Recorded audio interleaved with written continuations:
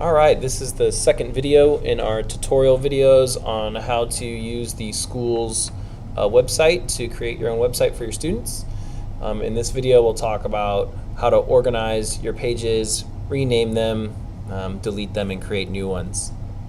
So once you've logged in, like we did in the previous video, you'll see the pages that you're able to edit. For most teachers, it's just going to be your own personal page. Some teachers might have a listing on the left side of the screen saying the academy that they might have access to, or the club, or the after-school program as well. But most of us are just going to be editing our own teacher page. Before we get to actually editing the page, we want to talk about this screen here, which is showing us all the pages. The first thing are the active and inactive buttons. So you see here that we have welcome, homework, my handouts, helpful resources, and calendar. And then we have periods 1 through 6, which are inactive.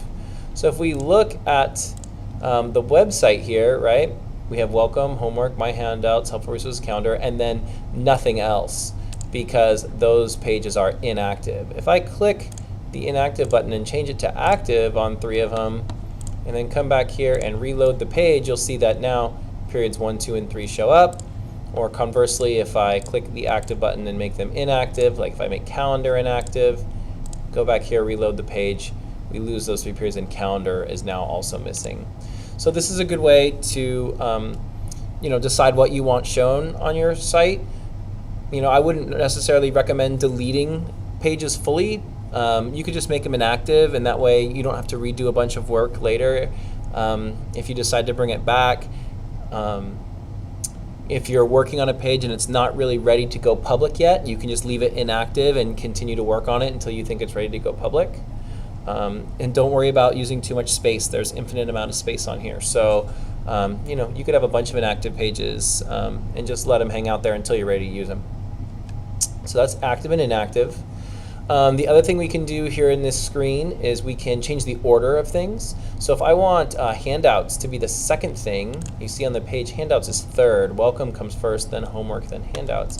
And I want handouts to go second, I can click organize pages, grab the my handouts, and just pull it up until it's in between welcome and homework. And then I hit save, and when I go reload the page, my handouts now comes second. So you can use organized pages to shift the order around of things. And the last thing that we'll do right now is we'll rename some pages. So, I teach 4 periods of the same subject, so I don't want to have to duplicate the same thing 4 times. So what I might do is just make one of these pages for my video class, and 1 page for DVTV. So I'm going to do 1 page for one whole subject instead of 1 period. So what I would do is I could click actions, and there's a lot of options under actions.